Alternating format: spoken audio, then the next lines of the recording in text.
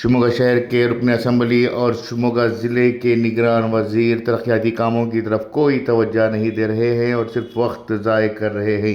अगर यही सिलसिला जारी रहा तो आइंदा दिनों में सड़क ब्लॉक करके एहतजाज किया जाएगा। ये वार्निंग ऑल इंडिया मजलिस इत्तेहादुल मुस्लिमीन यानी AIMM के सिटी सदर मोहम्मद वसीक़ ने दी है। आज शिमोगा शहर में मुनक़दा प्रेस कॉन्फ्रेंस से खिताब करते हुए उन्होंने कहा कि शहर के रुकन असम्बली और वज़ीर दोनों वक्त ज़ाय करने में मसरूफ़ हैं। ज़िले में सड़कों, पीने के पानी की यूनिट समेत कई तरक्याती काम नहीं हो रहे हैं। शिमोगा के रुकन असम्बली हर वक्त हिंदू मुस्लिम का ही राग अलापते रहे हैं, जबकि ज़िला निगरान वज़ीर शिमोगा को मेहमान बनकर आते हैं और चले जाते हैं। सवाई पालड़िया, इलियास नगर, तुंगानगर, RM नगर जैसे मुस्लिम अक्सरियती इलाकों की हालत बदहाल है। सड़कों की हालत ऐसी ख़राब है कि ना तो वहाँ गाड़ियाँ चल सकती हैं, ना ही लोग आसानी से पैदल जा सकते हैं। इसके अलावा गलियों के कुत्तों के झुंड की वजह से बच्चों का स्कूल जाना भी मुश्किल हो चुका है। उन्होंने कहा कि हमारा बुनियादी मकसद यह है कि शिमोगा तरक्की करे। अगर शिमोगा तरक्की कर गया तो एयरपोर्ट की ग़ुर्बत की वजह से सरमायाकार बड़ी तादाद में आएंगे, सरमाकारी करेंगे और हज़ारों नौजवानों को रोज़गार भी मिलेगा। रुकन असम्बली और वज़ीर वोट बैंक और दीगर मामला में उलझे हुए हैं। हम उन्हें तरक्की के सिलसिले में 15 दिनों की मोहलत दे रहे हैं।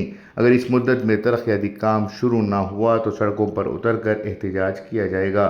प्रेस कॉन्फ्रेंस में MIM के सैयद यासीन, शहबाज खान, मोहम्मद मुजम्मिल, अजहरुद्दीन, मोहम्मद रफ़ी क़ादरी, मुनव्वर पाशा समेत दीगर अहम रहनुमा मौजूद थे। ब्यूरो रिपोर्ट, इनकलाब न्यूज़। ಒಂದೇ ನಾಣ್ಯದ ಎರಡು ಮುಖ ಅಂತ ಹೇಳ್ಬೋದು ನಾವು. ಎರಡು ಒಂದೇ. ಒಂದು ಪಕ್ಷ ಬೇಕಂತ ಒಂದು ಧರ್ಮವನ್ನು ಎತ್ತಿಟ್ಟದು ಮತ್ತು ಇನ್ನೊಂದು ಪಕ್ಷ ಅದಕ್ಕೆ ಡಿಫೆಂಡ್ ಮಾಡೋ ರೀತಿ ಇವರಿಬ್ಬರು ನಾಟಕ ಮಾಡ್ಕೊಂಡು ಅಭಿವೃದ್ಧಿ ಬಗ್ಗೆ ಯಾರು ಕೂಡ ಮಾತಾಡಲ್ಲ. ಇಲ್ಲಿ ಉದ್ಯೋಗದ ಬಗ್ಗೆ ಯಾರೂ ಮಾತಾಡಲ್ಲ. ಇಲ್ಲಿ ನೀರಿನ ಸಮಸ್ಯೆ ಇದೆ, ರೋಡ್ ಚರಂಡಿ ಗುಂಡಿಗಳು ತುಂಬ ಸಮಸ್ಯೆ ಇದೆ, ಅದ್ರ ಬಗ್ಗೆ ಯಾರೂ ಮಾತಾಡಲ್ಲ. ಲಾಸ್ಟ್ ವೀಕ್ ನೋಡಿರ್ಬೋದು, ಒಂದು ಇನ್ಸಿಡೆಂಟ್ ಆಯಿತು RML ನಗರಲ್ಲಿ. ಅಲ್ಲಿ 3 ಮುಸ್ಲಿಮು ಯುವಕರು ಮತ್ತು ನಮ್ಮ ಇವರು ಮಾಜಿ ಉಪಮುಖ್ಯಮಂತ್ರಿ ಅವರ ಮಗ ಅವರು ಬಂದು ಮುಸ್ಲಿಂ ಗುಂಡಾಗಳು ಅಂತ ಎಲ್ಲ ಸುಳ್ಳು ಆಗಿರೋದು ಎಲ್ಲ ಪೊಲೀಸರು ತನಿಖೆ ಮಾಡಿ ಎಲ್ಲ ತಂದು ಮುಂದಿಟ್ಟಿದ್ದಾರೆ. ಪ್ರತಿಯೊಂದಕ್ಕೆ ಅದು ಏನು ಫ್ಯಾಕ್ಟ್ ಇದೆ, ಯಾರು ಹೊಡೆದಿದ್ದಾರೆ, ಅದಕ್ಕೆ ಏನಕ್ಕಾಗಿದೆ ಅದು ಘಟನೆ, ಅದ್ರ ಬಗ್ಗೆ ಇವರು ಹೋಗಿ ನೋಡಲ್ಲ, ಅದ್ರ ಬಗ್ಗೆ ಕೇಳಲ್ಲ. ಅಲ್ಲಿ ಸುಮ್ಮನೆ ಹಿಂದೂ ಮುಸ್ಲಿಂ, ಅದರಲ್ಲಿ 2 ಜನ ಹಿಂದೂಗಳಾಗಿದ್ದಾರೆ, ಒಬ್ಬ ಮಾತ್ರ ಅಲ್ಲಿ ಮುಸ್ಲಿಮು. ಈ ರೀತಿ ಘಟನೆ ಇದ್ರೆ ಪ್ರತಿಯೊಂದಕ್ಕೂ ಇವರು ಧರ್ಮದ ಬಣ್ಣ ತಂದಿಟ್ಟು ಇದು ಜನರಿಗೆ ಕನ್ಫ್ಯೂಸ್ ಮಾಡಿ ಡೈವರ್ಟ್ ಮಾಡ್ತಾ ಇದ್ದಾರೆ. ಇವ್ರ ಕೆಲಸ, ಇವ್ರ ಅಭಿವೃದ್ಧಿ ಕೆಲಸ ಮಾಡ್ತಿಲ್ಲ. ಇವರಿಗೆ ಯೋಗ್ಯತೆ ಇಲ್ಲ ಮಾಡೋಕ್ಕೆ. ಮತ್ತು ಇವರು ಬರೀ ಹಿಂದೂಗಳಿಗೆ ಮಾತ್ರ ಇವರು ಶಾಸಕರ, ಎಲ್ರಿಗೂ ಶಾಸಕರಾದರೆ ಎಲ್ರಿಗೂ ಒಂದೇ ರೀತಿ ನೋಡ್ಬೇಕು ತಾನೆ. ಶಿವಮೊಗ್ಗ ಸಿಟಿಯಲ್ಲಿ ಸ್ಮಾರ್ಟ್ ಸಿಟಿ ಅಂತಾರೆ. ಶಿವಮೊಗ್ಗ ಡೆವಲಪ್ಮೆಂಟ್ ಏನೂ ಇಲ್ಲ, ಆ ಥರ ಆಗಿದೆ. ಡ್ರೈನೇಜಿಂದ ಹಿಡ್ದು, ರಾಜ್ ಕಾಲುವೆಯಿಂದ ಹಿಡ್ದು, ಕುಡಿಯೋದು ನೀರು ವ್ಯವಸ್ಥೆ ಇರಲಿ,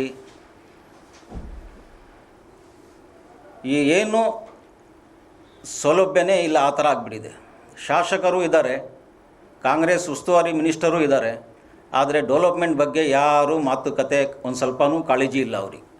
ಬರೀ ಏನಂದರೆ ನಮ್ಮ ಶಾಸಕರಿಗೆ ಏನಾಗಿದೆ ಅಂದರೆ, ಡೆವಲಪ್ಮೆಂಟ್ ಮಾಡಿರಿ, ಪ್ರತಿನಿಧಿ ಆಗಿದ್ದೀರಾ ನೀವು, ಜನರ ಬಗ್ಗೆ ಆಲೋಚನೆ ಮಾಡಿರಿ ಅಂದರೆ ಬರೀ ಅವರು ಹಿಂದೂ ಮುಸ್ಲಿಮನ್ನು ಹೇಳ್ಕೊಂಡು, ಮುಸ್ಲಿಂ ಗುಂಡಾಗಳ ಹೇಳ್ಕೊಂಡು ಟೈಮ್ ಪಾಸ್ ಮಾಡ್ತಾಯಿದ್ದಾರೆ.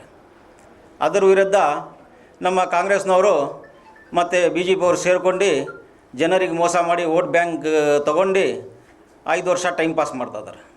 ಈ ಥರ ಆಗಿಬಿಟ್ರೆ ಜನಪ್ರತಿನಿಧಿ ಆಗಿ ಇವರೆಲ್ಲ ಸರ್ಕಾರದಲ್ಲಿ ಇದ್ದು ನೋಡೋಕ್ಕೆ BJP MLA ಇದ್ದಾರೆ ಶಿವಮೊಗ್ಗ ಸಿಟಿಯಲ್ಲಿ, ಮತ್ತು ಉಸ್ತುವಾರಿ ಮಿನಿಸ್ಟರ್ ಇದ್ದಾರೆ. ಇಬ್ಬರಿಂದನೂ ಏನೂ ಪ್ರಯೋಜನ ಇಲ್ಲ, ಡೆವಲಪ್ಮೆಂಟೇ ಇಲ್ಲ, ಅದ್ರ ಬಗ್ಗೆ ಏನೂ ಅವರಿಗೆ ಕಾಳಜಿನೇ ಇಲ್ಲ ಸ್ವಲ್ಪನೂ. ರಸ್ತೆ ಬದಿಯಲ್ಲಿ ನಾಯಿಗಳು ಓಡಾಟ ಜಾಸ್ತಿಯಾಗಿ ಸ್ಕೂಲ್ ಮಕ್ಕಳಿಗೆ ದಿನನಿತ್ಯ ಕಚಾಟ ಜಾಸ್ತಿ ಆಗಿದೆ. ಅದ್ರ ಬಗ್ಗೆ ಅವಿಡಿಲ್ಲ, ನೀರಿನ ಬಗ್ಗೆ ಅವಿಡಿಲ್ಲ, ರೋಡಿನ ಬಗ್ಗೆ ಡೆವಲಪ್ಮೆಂಟ್ ಇಲ್ಲ, ವಾರ್ಡ್ ಬಗ್ಗೆ ಡೆವಲಪ್ಮೆಂಟ್ ಇಲ್ಲ. ಕೌನ್ಸಿಲರ್ ಎಲೆಕ್ಷನ್ ಆಗಿ ಹೆಚ್ಚು ಕಮ್ಮಿ ಅವಧಿ ಮುಗ್ದು 2 ವರ್ಷ ಜಾಸ್ತಿನೇ ಆಯಿತು, 7 ವರ್ಷ ನಡೀತಾ ಇದೆ. ಆದರೆ ಯಾರಿಗೂ ಈ ಸಂಪರ್ಕದಲ್ಲಿ ಆಫೀಸರಿಗಿರಲಿ ಮತ್ತು ಜನಪ್ರತಿನಿಧಿಗಿರಲಿ ಏನೂ ಸ್ವಲ್ಪನೂ ಕಾಳಜಿನೇ ಇಲ್ಲ.